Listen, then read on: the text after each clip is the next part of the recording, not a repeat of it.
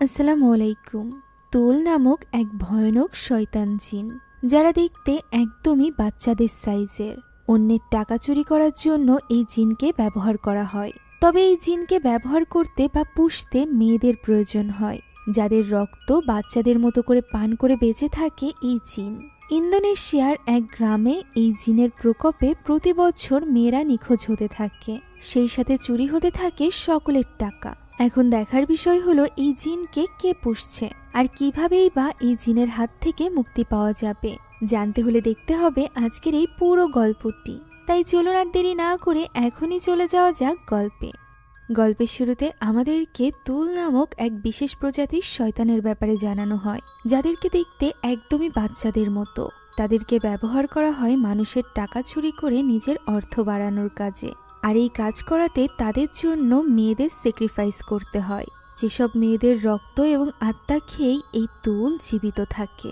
এখন আমরা একটা বিশাল বাড়ির এটিকের দৃশ্য দেখতে পাই, যেখানে দেওয়ালে বেশ কিছু দাগ ছিল, যা থেকে আমরা ধারণা করতে পারি যে এখানে কাউকে অনেক দিন যাবৎ বন্দি করে রাখা হয়েছে, যে কিনা দেওয়ালে দিনগুলো গুনছিল। এই মহিলার নাম ছিল সারি। তাকে এখানে বন্দি করে রেখেছিল তার নিজেরই হাজবেন্ড, যে কিনা নিচের রুমে খুবই আনন্দের সাথে মিউজিক ছেড়ে দিয়ে নাচছিল, যে গানের শব্দ উপর থেকে সারিও শুনতে পারছিল। সারি সেখানে বসে কাঁদছিল। এমন সময় আচমকা জানালার বাইরে আওয়াজ হয়ে ওঠে। বাইরে ঝড় হচ্ছিল, যে কারণে একটা বড় গাছের ডাল লেগে জানালাটি ভেঙে যায়। আমরা নিচে নাচতে থাকা ওই লোকটিকে দেখতে পাই, যার চারপাশে অনেক টাকা পয়সা পড়েছিল। ফলে আমরা বুঝতে পারি তার এই আনন্দের রহস্য কি। সেখানে আমরা তুলের উপস্থিতিও দেখতে পাই, অর্থাৎ ওই ছোট্ট শয়তানের। অন্যদিকে আমরা সারিকে দেখতে পাই, যে কিনা জানালার কাঁচ ভাঙায় যেন একটা আশা ফিরে পেয়েছিল এখান থেকে পালিয়ে বাঁচার। সে অনেক কষ্টে উঁচু ওই স্থানে উঠে যায়। এদিকে আমরা তুলকে দেখতে পাই, যে কিনা আস্তে আস্তে করে এগোচ্ছিল সারির কাছে যাওয়ার জন্য। তবে সে যতক্ষণে পৌঁছায় ততক্ষণে সারি সেখান থেকে বের হয়ে গিয়েছিল। ফাঁকা ঘর দেখে ওই ছোট্ট শয়তান চিৎকার করে ওঠে, যে চিৎকারের শব্দ শুনে সারিও উঁচু স্থান থেকে নিচে পড়ে যায়। এদিকে ওই লোকটিও বুঝে যায় যে কোনো একটা সমস্যা হয়েছে। সে জানালা দিয়ে দেখতে পায় সারি পালিয়ে যাচ্ছে। এদিকে ওই শয়তান তখনও চিৎকার করছিল, যে কারণে লোকটি এবার সারির পিছু করতে আরম্ভ করে। শুধুমাত্র সেই নয়, বরং ওই ছোট্ট শয়তান চিৎকার করতে করতে পিছু করছিল সারির। ফলে এই অন্ধকার ঝোড়ো বাতাসের মধ্য দিয়ে নিজের প্রাণ বাঁচানোর জন্য ছুটে চলেছিল সারি। এক পর্যায়ে ওই শয়তান তার সামনে চলে আসে। অন্যদিক থেকে তার হাজবেন্ড তাকে থামতে বলে। সারি চিৎকার করে বলতে থাকে সে কখনোই তার সাথে আর ফিরে যাবে না। সে এইসব কিছু আর সহ্য করবে না। সে যদি এখন মারাও যায় তবুও জীবনের শেষ নিঃশ্বাস পর্যন্ত সে তাকে ঘৃণা করে চলবে। একথা বলা মাত্রই হঠাৎ করে সেখানে বিদ্যুৎ চমকায় এবং বজ্রপাতে সারি সেখানেই মারা যায়। এর মাধ্যমে এক প্রকার সে তার যন্ত্রণা থেকে মুক্তিই পেয়েছিল। এখন এখান থেকে দৃশ্য পরিবর্তিত হয় এবং আমরা এই ঘটনার বেশ কয়েক বছর পরের দৃশ্য দেখতে পাই। একই গ্রামে একটা খাবার হোটেলের দৃশ্য দেখানো হয়, যেখানে বিভিন্ন মেয়েদের মিসিং পোস্টার লাগানো ছিল। একজন লোক এখানে এরলিন নামক একজন মেয়ের মিসিং পোস্টার নিয়ে প্রধানের সাথে কথা বলতে আসে।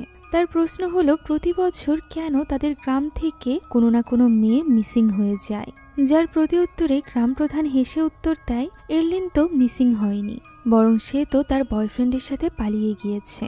তবে তার পরিবারই এটা মানতে চায় না। শুধুমাত্র যে মেয়েরা নিখোঁজ হচ্ছিল এরকম না, আরেকজন লোকের কথা থেকে আমরা জানতে পারি এই গ্রামে প্রায় টাকা চুরি হচ্ছে। এমনকি এমন পরিস্থিতি হয়ে দাঁড়িয়েছে যে গ্রামবাসীর নিজ নিজ ব্যবসা বন্ধ করে দেওয়া লাগছে। তবে গ্রাম প্রধানের মনে হচ্ছিল না যে এই গ্রামে কোনো চোর আছে। তার মতে গ্রামের মানুষের ব্যবসায় লস হচ্ছে, এ কারণেই কয়েকজন ব্যবসা বন্ধ করে দিচ্ছে। তখন আরেকজন মেয়ে জানায় পাশের গ্রামেরও একই পরিস্থিতি, সেখান থেকেও টাকা চুরি হচ্ছে। তবে গ্রাম প্রধান বলে এইসব নিয়ে বেশি একটা চিন্তা না করতে, এরকম কিছু তাদের গ্রামে কখনো আগে ঘটেনি। এছাড়া সেই মেয়েটিকে বলে যে তার চাকরির জন্য ফোন এসেছে। সে তো শহরে যেতে চেয়েছিল চাকরির জন্য, পরবর্তী সপ্তাহেই সে যেতে পারবে। যা শুনে মেয়েটি খুশি হয়ে যায়। তখনই আমরা এই হোটেলের ভেতরের দৃশ্য দেখতে পাই, যেখানে হোটেলের মালিক তার টাকাগুলো বেশ যত্ন সহকারে রেখে দিচ্ছিল। তার মেয়ের কথা থেকে আমরা জানতে পারি গত এক সপ্তাহে তার অনেক টাকা চুরি হয়েছে এরই মাঝে সেখানে একজন স্কুল স্টুডেন্ট পুত্রী এবং তার বান্ধবী কিকি আসে। পুত্রীর মা আম্বার মূলত এই হোটেলেই কাজ করত। পুত্রীকে দেখে হোটেলের মালিকিন এখানে তাকে কিছু খাবার দিয়ে দিতে বলে। পুত্রী নিতে চাইছিল না, তবে সে জোর করায় আম্বার তাকে কিছু খাবার দিয়ে দেয়। পুত্রীর এরকম মানুষের দয়া নিতে একদমই ভালো লাগতো না। একে তো তারা অনেক গরিব, এর উপর আবার তাদের বাবা নেই। এ কারণেই গ্রামবাসীরা তাদের উপর দয়া করে। আম্বারও জানতো যে তার মালিকিন তাকে চাকরিতে রেখেছে দয়া দেখিয়ে। বাকি সকলকে সে অলরেডি চাকরি থেকে বের করে দিয়েছে, কেননা তার হোটেল থেকে প্রতিনিয়ত চুরি হচ্ছে, যে কারণে তার তেমন লভ্য অংশ থাকছে না। তবে পুত্রী চাইছিল নিজের পরিবারের ভাগ্য পরিবর্তন করতে, আর এ কারণেই সে চাকরির জন্য ক্রুজ শিপে ট্রেনিং নিতে চাইছিল। তবে তার জন্য রেজিস্ট্রেশন ফি দিতে হবে, যা অনেক বেশি ছিল। আম্বারের মতে ওই টাকা দিয়ে তারা ভাড়া দিতে পারে, সেই সাথে তার ছেলে আজির স্কুলের ফিও অনেকদিন দেওয়া হয় না। ওই সময় আমরা পুত্রীর ভাই আজিকে দেখতে পাই, যে কিনা দেওয়ালে আঁকাঝোঁকা করায় পুত্রী তাকে বকা দিতে থাকে। রেজিস্ট্রেশন ফি বাদেও আম্বার চাইছিল না পুত্রী ওই ট্রেনিংয়ে জয়েন করুক, কারণ এতে করে তাকে তার পরিবার থেকে দূরে থাকতে হবে। সে চাইছিল তারা তিনজন যাতে সারা জীবন একসাথে থাকতে পারে। পুত্রীর এই কথা পছন্দ না হলে সে সেখান থেকে উঠে চলে যায়। ওই দিন স্কুল শেষে ধানক্ষেতের মাঝে বান্ধবীর সাথে গল্প করছিল পুত্রী, যেখানে খেলা করছিল তার ছোট ভাই আজি। এখানে পুত্রী কিকির সাথেও নিজের চিন্তা ভাবনার ব্যাপারে শেয়ার করছিল, যেখানে কিকি বলে তার মায়ের কথা শুনতে, যতদিন পর্যন্ত আম্বার তাদের সাথে আছে। আমরা জানতে পারি কিকির একটা ভাই বাদে আর কেউ নেই। ছোটবেলাতেই তার বাবা মা মারা গিয়েছিল, যে কারণে সে জানে মায়ের পাশে থাকাটা কতটা গুরুত্বপূর্ণ। সে এই ব্যাপারে পুত্রীকে বোঝাতে থাকে।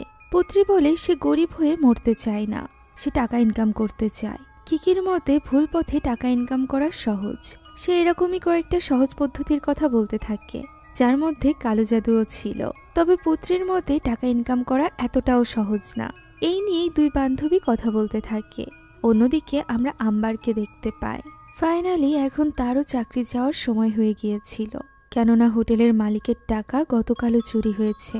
এই মাসে সে তাকে বেতনটা দিতে পারবে কিনা সেই ব্যাপারেও নিশ্চিত না। তাই সে আম্বারকে বলে যে যতটুকু টাকা সে স্যালারি হিসাবে পাবে সেটা পরবর্তী মাসে সে তাকে দিয়ে দিবে। তবে আপাতত আম্বার তার কাছে কিছু টাকা ধার চায়, কেননা আজির স্কুলের ফি জমা দেওয়ার শেষ তারিখই ছিল আগামীকাল। তবে হোটেলের মালিক নিশ্চিতভাবে বলতে পারে না যে সে টাকা দিতে পারবে কিনা, ফলে আম্বার অনেক বেশি চিন্তিত হয়ে পড়ে। ওই সময় হোটেলে বসে বসে তাদের এই সকল কথা শুনছিল একজন ছেলে, যার নাম ছিল বানিউ। এখন কাজ চলে যাওয়ায় আম্বার অনেক চিন্তিত হয়ে পড়েছিল, সে কি করবে। তাই তো বাড়ি যাওয়ার পথে সে এক স্থানে বসে এই নিয়েই ভাবতে থাকে। এরই মাঝে হঠাৎ করে পাশ থেকে আওয়াজ হয়ে ওঠে, যে আওয়াজ শুনে কৌতূহলবশত আম্বার সেখানে যেতেই দেখতে পায় একটা ব্যাগের ভেতর থেকে গুইসাপ বের হয়ে দৌড় দিচ্ছে। তবে অবাক করা বিষয় সেটা নয়, বরং অবাক করা বিষয় হলো এই পলিথিনের ব্যাগ ভর্তি টাকা ছিল। এতগুলো টাকা এখানে পড়ে থাকতে দেখে আম্বার হতবাক হয়ে যায়। আশেপাশে কেউ ছিলও না। তাই তো আম্বার ওই টাকা নিয়ে গ্রাম প্রধানের বাড়িতে চলে যায়। সেখানে বানিও দরজা খোলে, কেননা বানিও ছিল গ্রাম প্রধান সুকিমানের একমাত্র ছেলে। আম্বার গ্রাম প্রধানের সাথে দেখা করতে চাইলে বানিও তাকে ডাকতে চলে যায়।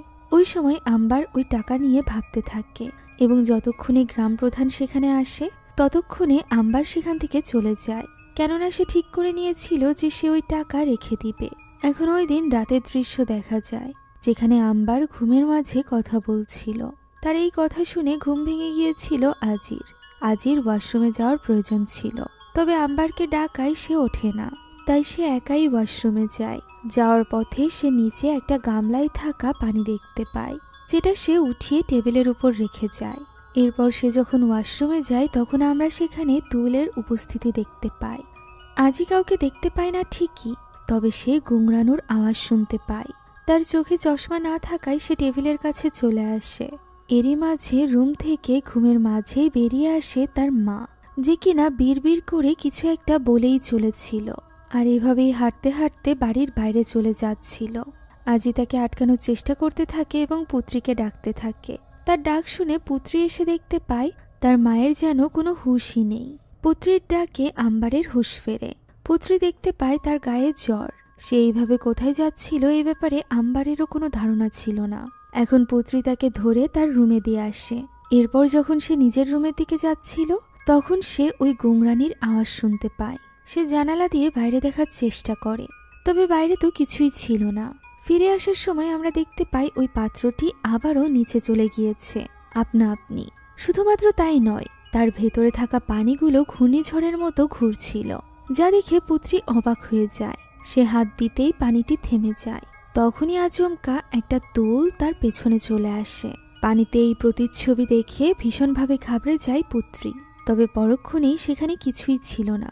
পরদিন রাতে পুত্রী এই ব্যাপারে তার বান্ধবী কিকির সাথে শেয়ার করে, যেখানে কিকির মতে হতে পারে সেখানে কোনো বিড়াল এসেছিল। সে ভুল দেখেছে, তবে পুত্রীর কোনো না কোনো সমস্যা মনে হচ্ছিল, কেননা তার মা এর আগে কখনো এইভাবে স্লিপ ওয়াকিং করেনি। এর উপর আবার তার অনেক জ্বরও ছিল। কিকি বলে যে সে কি বলতে চাইছে, সেও কি অন্যদের মতো এই সব কিছুর পেছনে জিন, শয়তান অথবা কালো জাদুকে ইনক্লুড করতে চাইছে। তার মা যদি অসুস্থ হয়ে থাকে তাহলে তার দ্রুত তাকে ক্লিনিকে নিয়ে যাওয়া উচিত, এইসব কিছু নিয়ে ভাবা উচিত না। এরই মাঝে কিকির বড় ভাই রুম থেকে বেরিয়ে আসে। তার সাথে কিকির কাজিনও উপস্থিত ছিল। ছেলেটির নাম ছিল রনি। রনি ক্রুজ শিপে কাজ করত, যেখানে কাজ করতে চাইছিল পুত্রী। পুত্রীর সৌন্দর্য দেখে রনি এখানে মুগ্ধ হয়ে যায়, তবে কিকি পুত্রীকে তাকে একদমই গুরুত্ব দিতে মানা করে। ওই সময় কিকির ভাই নুরুদ্দিন তার নতুন ক্যামেরাটা চেক করতে চাইছিল ছবি তুলে, যেটা শোনা মাত্রই রনি পুত্রীর কাছে গিয়ে দাঁড়ায় এবং তাদের ছবি তুলতে বলে। তখন কিকির ভাই কিকিকেও সেখানে যেতে বললে রনি তাকে আসতে মানা করতে থাকে, কেননা তিনজনের ছবি তোলা নাকি অশুভ। ফলে কিকি এবার জেদ দেখিয়ে চলে যায় এবং রনির সাথে মারামারি করতে থাকে। এরই ছবি তুলে নেয় তার ভাই। এখন ওই দিন রাতে বাড়িতে ফিরে পড়ার টেবিলেই ঘুম পড়ে গিয়েছিল পুত্রী। হঠাৎ করেই মেন দরজার আওয়াজে তার ঘুম ভাঙে।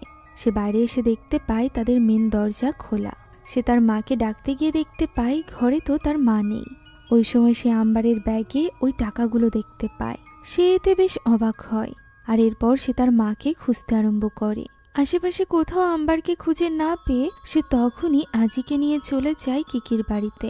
সে তাদেরকে আম্বারের নিখোঁজের ব্যাপারে বলে, সেই সাথে তাদের কাছে সাহায্য চায়। নুরুদ্দিন তখনই বের হতে চাইছিল আম্বারকে খোঁজার জন্য, তবে সে অনেকটা অসুস্থ থাকায় রনি তাকে মানা করে।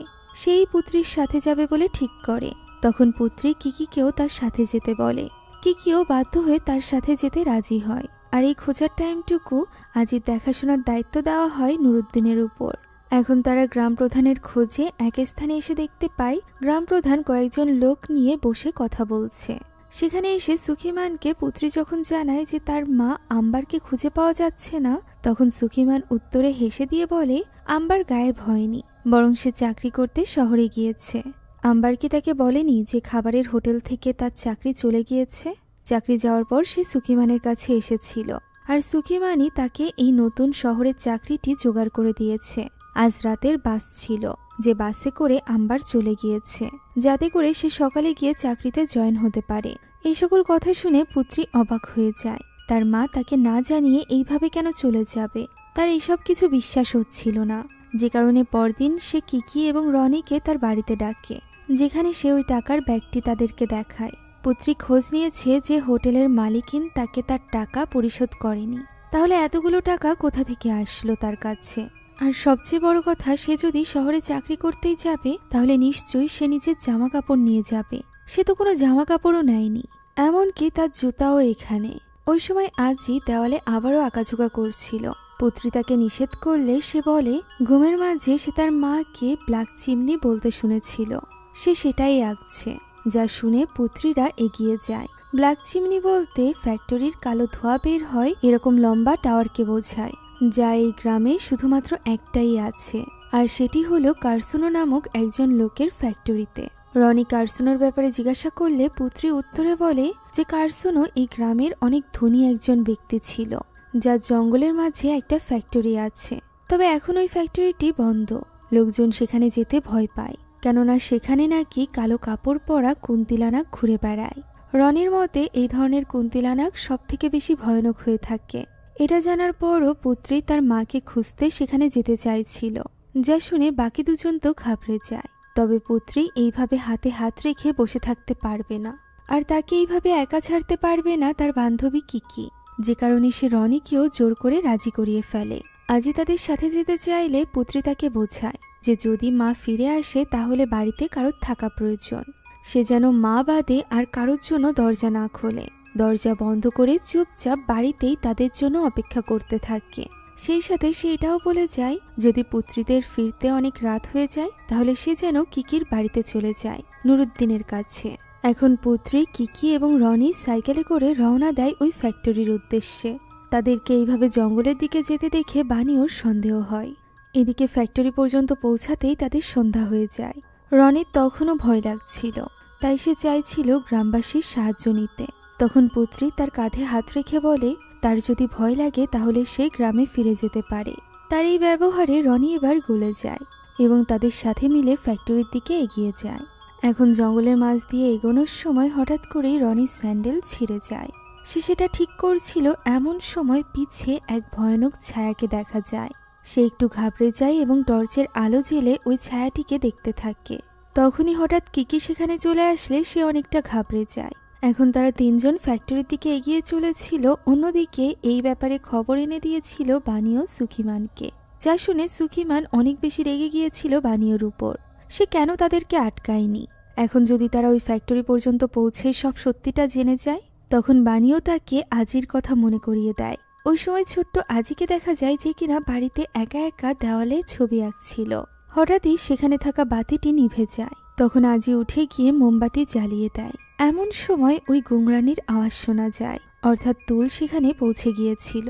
এই আওয়াজ শুনে আজি সেদিকে এগিয়ে গিয়ে দেখতে পায় বিছানার নিচে থেকে কেউ যেন তার খেলনা দিয়ে খেলছে। তুলকে দেখে সে মনে করে ছোট কেউ হয়তো বা বিছানার নিচে থেকে খেলা করছে। সে তাকে বাইরে আসতে বললে আচমকাই তুল তার হাত ধরে বসে। আজি কোনো মতে নিজেকে ভেতরে যাওয়া থেকে আটকায়। তার চশমাটি নিচে পড়ে যায়।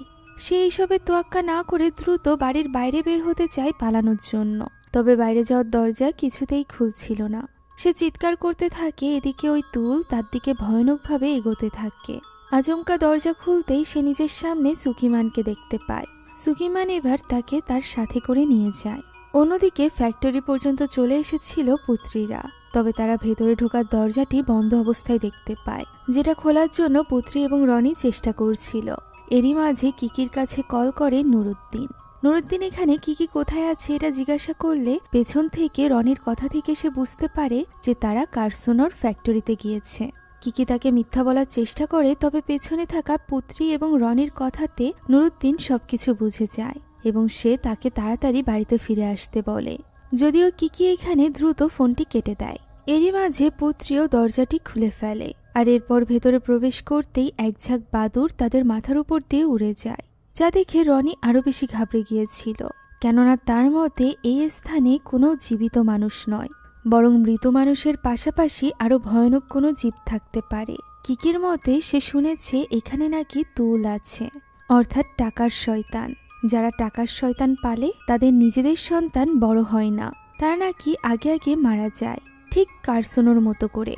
এখন তারা তিনজন মিলে পুরো ফ্যাক্টরি জুড়ে আম্বারকে খুঁজতে থাকে। সেখানে থাকা একটা ছবি থেকে তারা জানতে পারে যে ফ্যাক্টরি চালু থাকাকালীন সুকিমান মিস্টার কার্সোনোর ফ্যাক্টরিতে কাজ করত। তারা এখানে কার্সোনোর ছবিও দেখতে পায়। তার একটা ছবি তুলে নেয় কিকি। রনি তাকে নিষেধ করছিল, এমন সময় পিছে থাকা একটা বক্স নড়ে ওঠে। তারা সাহস করে এগিয়ে যায়। রনি কোনো মতে সাহস করে বক্সের মুখটা খুলতেই আচমকা একটা বাদুড় বেরিয়ে আসে। এরই মাঝে কারোর একটা গুংরানির আওয়াজ শোনা যায়। ঘাবড়ে গিয়ে কিকি বলে এখানে তো কেউই আসে না। তখন পুত্রী বলে ওঠে হতে পারে এটা তার মা আম্বার। সে বেরিয়ে পড়ে আম্বারকে খুঁজতে। এদিকে কিকি রনিকে বকা দিতে থাকে ওই কুড়ালটি সাথে করে না আনার জন্য। তবে রনির মতে ভূত সামনে আসলে কুড়ালে এমনিও কাজ হবে না। কিকি তাকে বকা দিয়ে বলে এখনই গিয়ে কুড়ালটি নিয়ে আসতে। সে কুড়ালটি আনতে যায় এবং কিকি যায় পুত্রীর পিছু পিছু। রনি কুড়ালটি নিচ্ছিল, এমন সময় সেখানে কিছু একটা পড়ে যাওয়ার আওয়াজ হয়ে ওঠে। সেদিকে এগিয়ে যেতেই সে নিচে যাওয়ার জন্য একটা লম্বা সিঁড়ি দেখতে পায়, যেখানে অফারিং রাখা ছিল, অর্থাৎ আত্মা অথবা শয়তানদের জন্য রাখা খাবার। এদিকে আম্বারকে খুঁজতে খুঁজতে পুত্রী এবং কিকি একটা অফিস রুমে চলে আসে, যেখানে একটা টেবিলের উপর অনেকগুলো পোস্টার খুঁজে পায় পুত্রী। এটি ওই নিখোঁজ মেয়েদের পোস্টার ছিল। সেই পোস্টারগুলো হাতে নিয়ে বাইরে বেরিয়ে আসে। ওই সময় তার পিছে আমরা এক কুন্তিলা নাকের উপস্থিতি দেখতে পাই। যে জিনিসটা পুত্রীও অনুভব করতে পারে। তবে সেদিকে তাকাতেই সেখানে কাউকেই দেখা যায় না। ওই সময় একটা ছবি দেখায় কিকি, যে ছবিতে ওই ব্ল্যাক চিমনি দেখা যাচ্ছিল, আর তার সামনে ছিল একটা বাড়ি। এটা হতে পারে কার্সোনোর বাড়ি, যেটা ফ্যাক্টরি থেকে বেশি দূরে ছিল না। তাদের মনে হচ্ছিল এই বাড়িতে কিছু থাকতে পারে। এরই মাঝে সেখানে চলে আসে রনি এবং তাদেরকে ওই নিচে যাওয়ার সিঁড়িটির কথা বলে। তারা তিনজন তখনই সেখানে চলে যায়। সিঁড়ি পেয়ে সাহস করে তারা নিচে নামতে থাকে। ভেতরে সব পানির লাইন ছিল, সেগুলোকে উপেক্ষা করে তারা ভেতরে চলে যায়, যেখানে একটা ঘরে তারা চলে আসে। এই ঘরের ভেতরে তখনও মোমবাতি জ্বালানো। এত মোমবাতি, এত সব জিনিসপত্র দেখে বোঝাই যাচ্ছিল যে এখানে প্রতিনিয়ত কেউ আসে। শুধুমাত্র তাই নয়, সেখানে ওই রকম ব্যাগে করে অনেক টাকা ছিল, যে ব্যাগ পেয়েছিল আম্বার। সেখানে অনেকগুলো মেয়ের ছবিও ছিল। রনির এখানে তাদের এলাকায় চলা তুলকে নিয়ে একটা প্রচলিত কথা মনে পড়ে যায়। তুল এরকমই ব্যাগে করে টাকা পয়সা রেখে দেয়, আর যে মেয়ে ভুলবশত এই টাকার ব্যাগটি নিয়ে নেয় সেই হয়ে যায় তার পরবর্তী শিকার, অর্থাৎ হিউম্যান স্যাক্রিফাইস। সেখানে অনেকগুলো মেয়ের ছবি ছিল যারা কিনা অলরেডি নিখোঁজ হয়েছিল, যাদের মধ্যে আম্বারেরও ছবি ছিল। এটা দেখে পুত্রী ঘাবড়ে যায়।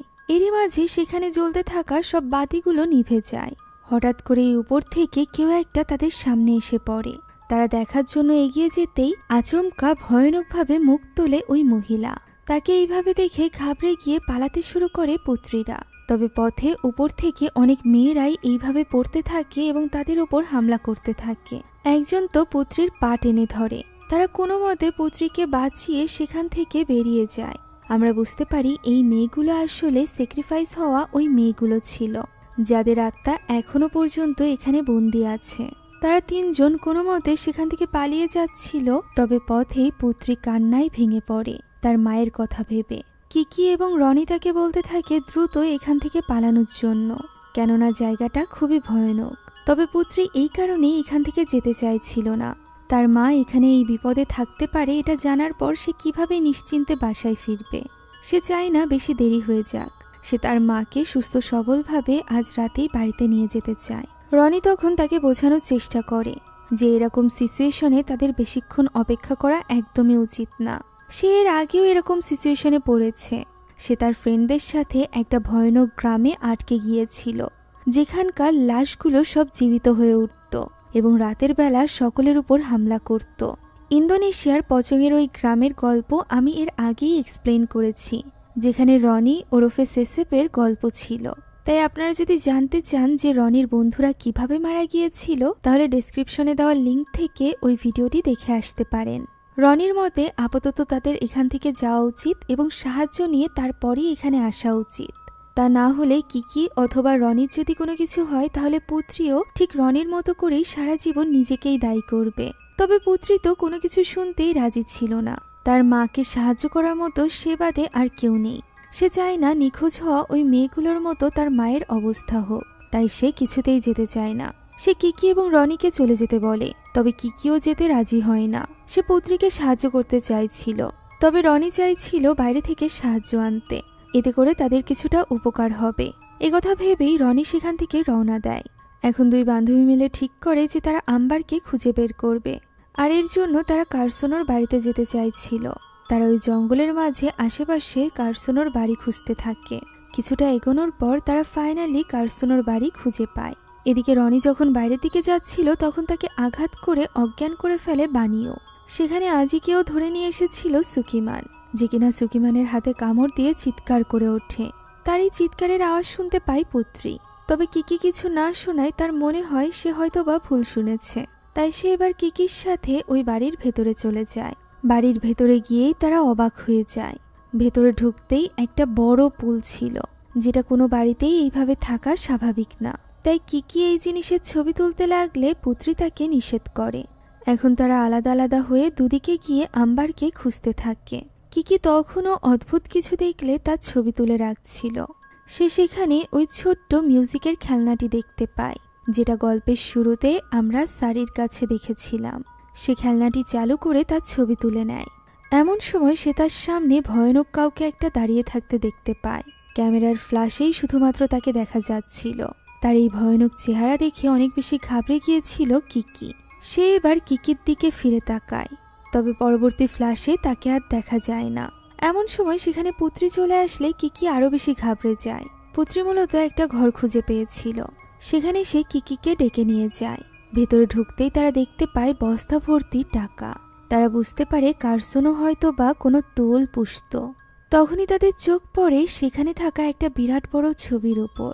আর এই ছবিতে সুকিমান এবং তার স্ত্রী সারি ছিল। হ্যাঁ, গল্পের শুরুতে দেখানো ওই লোকটিই ছিল সুকিমান, যার মুখ তখন আমাদেরকে দেখানো হয়েছিল না। সেখানে সুকিমান এবং সারির অনেকগুলো ছবি ছিল।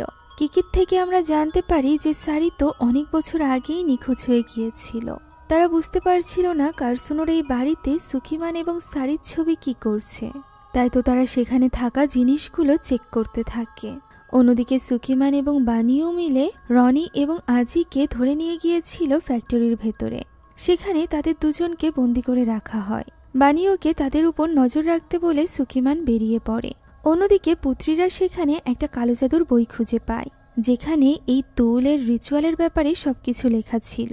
তারা জানতে পারে তুল ততদিন পর্যন্ত বেঁচে থাকে যতদিন পর্যন্ত তার মাস্টার বেঁচে থাকবে।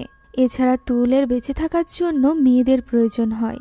একটা বাচ্চা যেমন মায়ের দুধ পান করে বেঁচে থাকে, ঠিক তেমনই তুল ওই মেয়ের রক্ত পান করে বেঁচে থাকে। আর এই তুল আয়নাকে ভীষণ ভয় পায়। এই কারণেই এত বড় বাড়িতে কোনো আয়না ছিল না।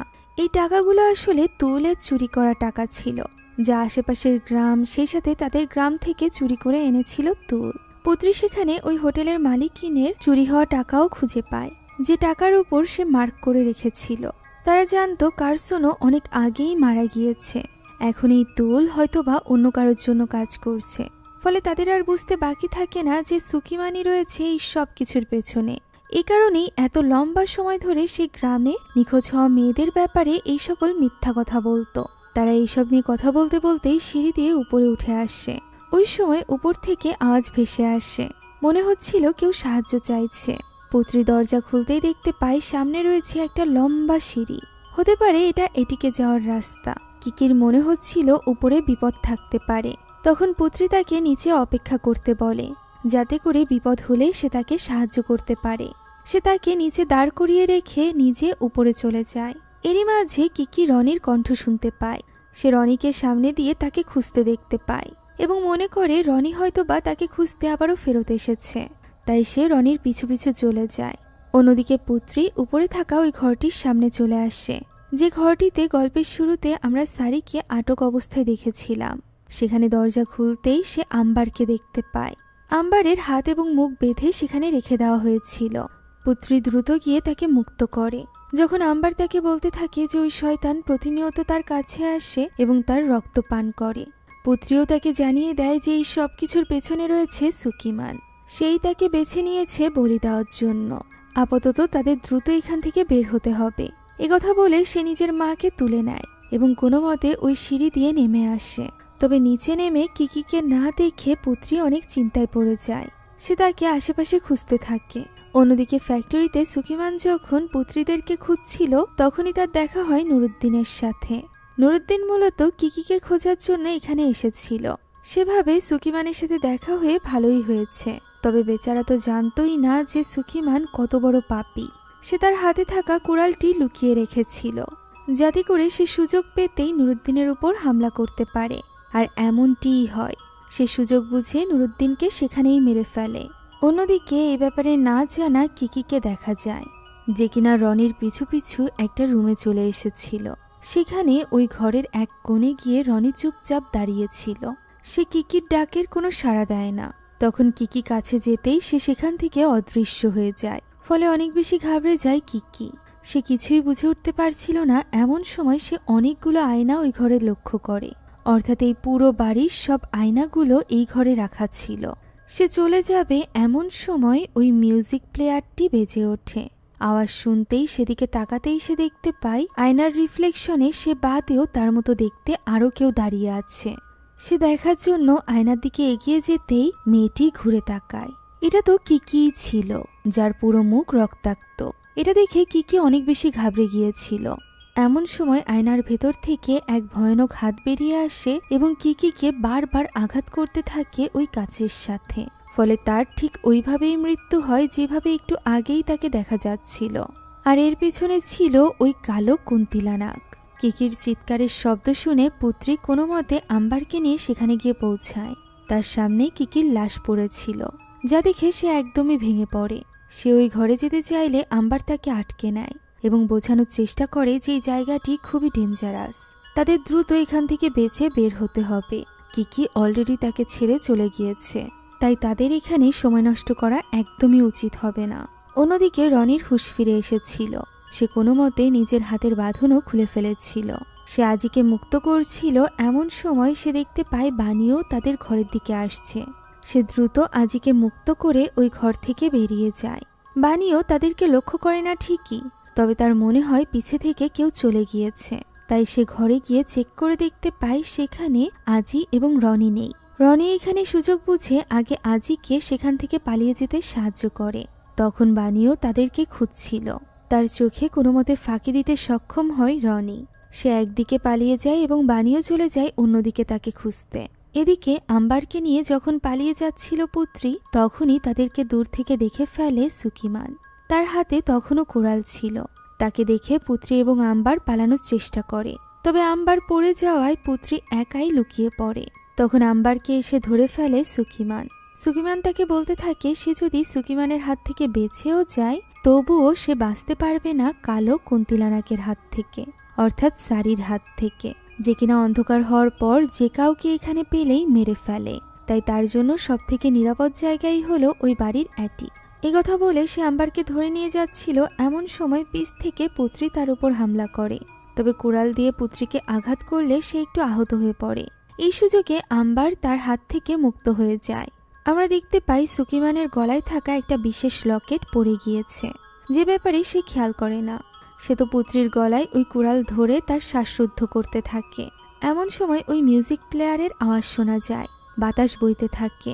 বোঝা যায় সারির আত্মা সেখানে চলে এসেছে, অর্থাৎ কালো কুন্তিলা নাগ। সুকিমান তখন পুত্রীকে ছেড়ে দিয়ে পাগলের মতো তার ওই লকেটটি খুঁজতে থাকে। এই সুযোগে পুত্রী এবং আম্বার সেখানে লুকিয়ে পড়ে। সারির আত্মা সুকিমানের সামনে আসে, তবে সে তার উপর হামলা করার আগেই সুকিমান ওই লকেটটি পেয়ে যায়। লকেটটি তার দিকে ধরে সে কিছু একটা পড়তে থাকে, যার ফলে সারির আত্মা চিৎকার করতে করতে সেখান থেকে গায়েব হয়ে যায়। আর এরপর সুকিমান পুত্রী এবং আম্বারকে বেরিয়ে আসতে বলে, তা না হলে সে আজিকে শেষ করে দিবে। আজি তার কাছে আটক রয়েছে এটা শোনার পর পুত্রী এবং আম্বার দুজনই চিন্তিত হয়ে পড়ে। আম্বার তখন পুত্রীকে বোঝায় যে তার উপর শেষ একটা বার ভরসা করার জন্য সে ঠিকই সবকিছু ঠিক করে দিবে। একথা বলে সে পুত্রীকে লুকিয়ে রেখে সুকিমানের সামনে চলে আসে। সুকিমান পুত্রীকেও ধরতে চাইছিল, তবে ঠিক তখনই সে উপর থেকে তুলের চিৎকারের আওয়াজ শুনতে পায় এবং বুঝতে পারে ওই ছোট্ট শয়তানের খাওয়ার সময় হয়ে গিয়েছে। তাই সে আর সময় নষ্ট না করে আম্বারকে নিয়ে সেদিকে রওনা হয়। অন্যদিকে বানিওর হাত থেকে লুকাতে গিয়ে একটা ঘরে গিয়ে পৌঁছায় রনি, যেখানে তার পাশেই দেখে মনে হচ্ছিল চাদরে ঢেকে কেউ দাঁড়িয়ে আছে। এই চাদরগুলোর দিকে নজর পড়তেই রনি ঘাবড়ে যায়। তার অগোচরে এগুলো তার দিকে এগোতে থাকে। যে আওয়াজ শুনে সে আরো বেশি ঘাবড়ে যায়। তাই তো সাহস করে এবার সে একটা চাদর সরায়। একটা চাদর সরাতেই বাকিগুলো পড়ে যায়, শুধুমাত্র একটা চাদর বাদে। এবার সে সাহস করে ওই চাদরটিও সরাতে যায়।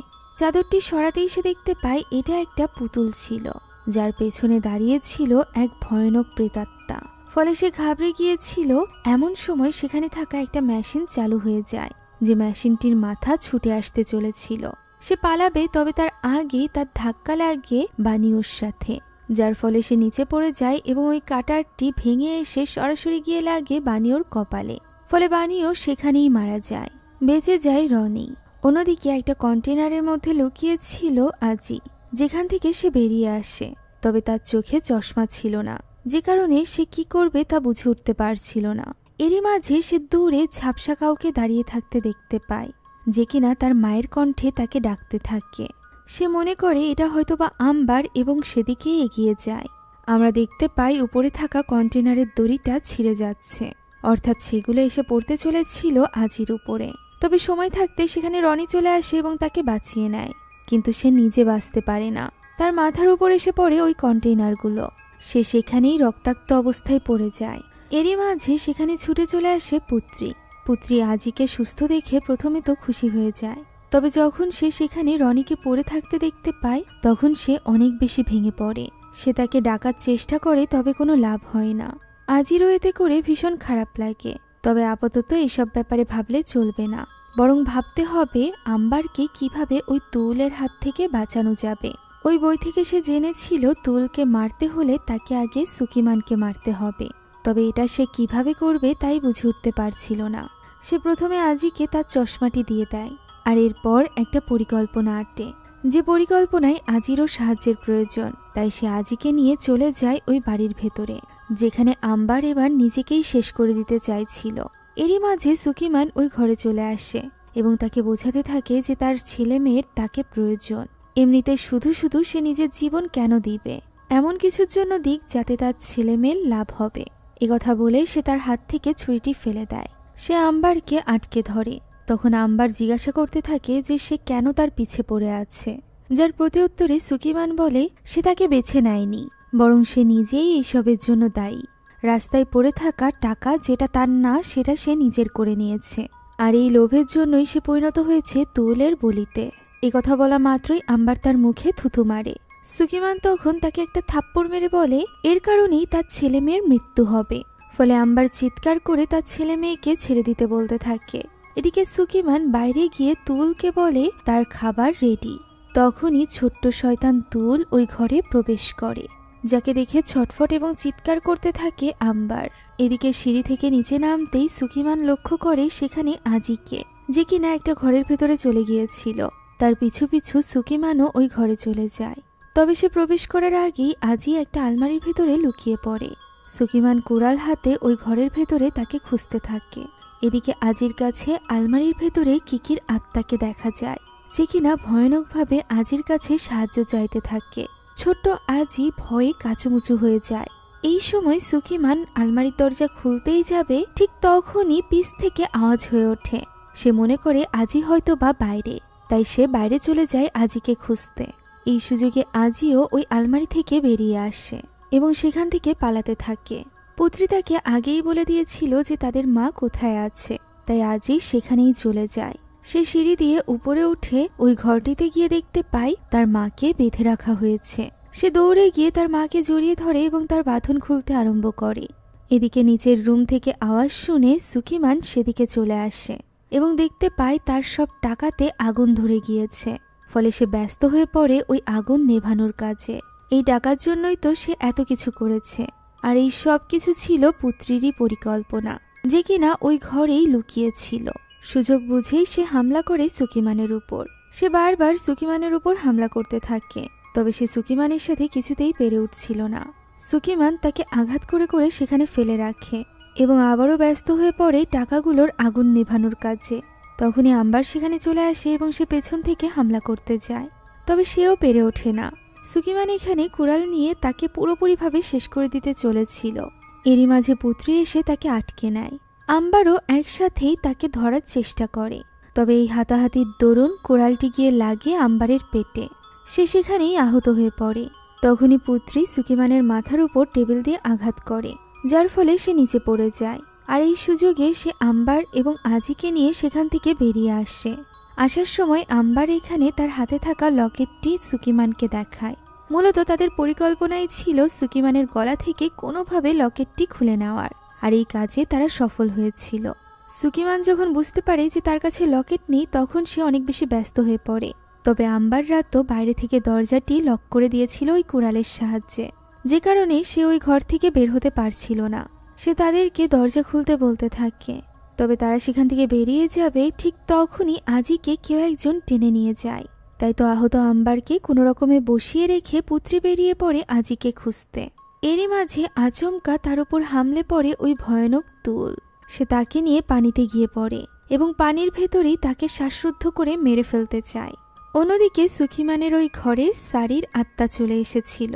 ওই মিউজিকটি বাজতে শুরু করেছিল, যার ফলে সুকিমান এবার ঘাবড়ে যায়। সে সারিকে বারবার মনে করিয়ে দিতে চায় যে সে তার স্ত্রী ছিল, সে তাকে মারেনি, বরং তার উপর তো বজ্রপাত হয়েছিল। তবে সারির আত্মা কিছুই শোনে না। সে আক্রমণ করে সুকিমানের উপর, যার ফলে কিছু সময়ের জন্য দুর্বল হয়ে যায় তুল। ফলে মুক্ত হয়ে যায় পুত্রী। সে পানি থেকে উঠে আসতেই আবারও তুল তার উপর হামলা করে। সে ভয়ানকভাবে পুত্রীর উপর চড়ে বসে এবং তার রক্ত পান করার চেষ্টা করতে থাকে। অন্যদিকে সুকিমান আকুতি মিনতি করতে থাকে সারির আত্মার কাছে তাকে ছেড়ে দেওয়ার জন্য। তবে সারির আত্মা এখানে নিজের মৃত্যুর প্রতিশোধ নিয়ে নেয়। সে চিৎকার করে ওঠে, যার ফলে পিছে থাকা তার বড় ছবিটি ভেঙে যায়।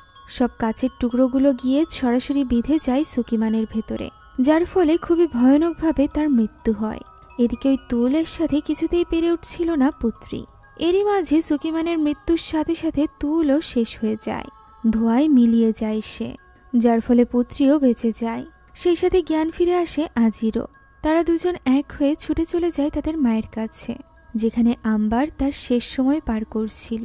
সে এখানে পুত্রীকে বলে আজির দিকে খেয়াল রাখতে। এই কথা বলেই সে শেষ নিঃশ্বাস ত্যাগ করে, যার ফলে কান্নায় ভেঙে পড়ে পুত্রী এবং আজি। এখন এই ঘটনার বেশ কয়েকদিন পরের দৃশ্য দেখা যায়, যেখানে হসপিটালে বসে পুত্রী কিকির ক্যামেরার ফটোগুলো দেখছিল। তার মনে পড়ে যায় ফটো তোলার ওই দিনের কথা, যখন রনি তাদেরকে বলেছিল যে 3 জনের ছবি তুলতে হয় না। যদি 3 জনের ছবি তোলে তাহলে মাঝখানে যে ব্যক্তি থাকে তার ভাগ্য দুর্ভাগ্যে পরিণত হয়। ওই সময় তাদের কাছে ব্যাপারটা মজার মনে হলেও পুত্রীর কাছে এখন আর সেটা লাগছিল না, কারণ সত্যি ওই ছবিতে মাঝখানে ছিল কিকি, আর কিকির মৃত্যু হয়েছিল ওই বাড়িতে। বেঁচে গিয়েছিল পুত্রী এবং রনি। হ্যাঁ, রনি এখনও বেঁচে আছে। সে এই হসপিটালেই ভর্তি ছিল। পুত্রী তার সাথে দেখা করতে যায়, যেখানে রনির 2 বান্ধবী আগে থেকেই তার সাথে দেখা করতে এসেছিল, যাদের নাম ছিল নীলা এবং এনেং। নীলা এবং এনেংকে আমরা এর আগের মুভিতে দেখেছিলাম, পচঙে ভরা ওই গ্রামের গল্পে। এখানে তারা কথা বলছিল, এমন সময় নীলার কাছে ওই পচঙের গ্রামের একটা নিউজ আসে, যা দেখে সে চিন্তায় পড়ে যায়। সেই সাথে চিন্তার ছাপ ভেসে ওঠে রনির মুখেও। আমরা বুঝতে পারি নিশ্চয়ই নতুন কোনো সমস্যার উদয় হয়েছে, যে ব্যাপারে এখানেই আমাদেরকে কিছু বলা হয় না। হয়তোবা পরবর্তী কোনো পার্টে আমরা ওই গল্পও জানতে পারবো। আপাতত এই পার্টের গল্পটি আপনাদের কাছে কেমন লাগলো তা কমেন্টে জানাতে ভুলবেন না।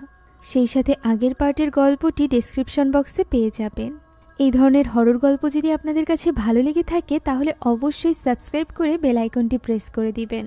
এছাড়া আমাদের যে কোনো ভিডিওর আপডেট পেতে এখনই জয়েন করুন আমাদের হোয়াটসঅ্যাপ চ্যানেলে, লিংক ডেসক্রিপশন বক্সে পেয়ে যাবেন। Thank you so much for watching this video. Allah Hafiz.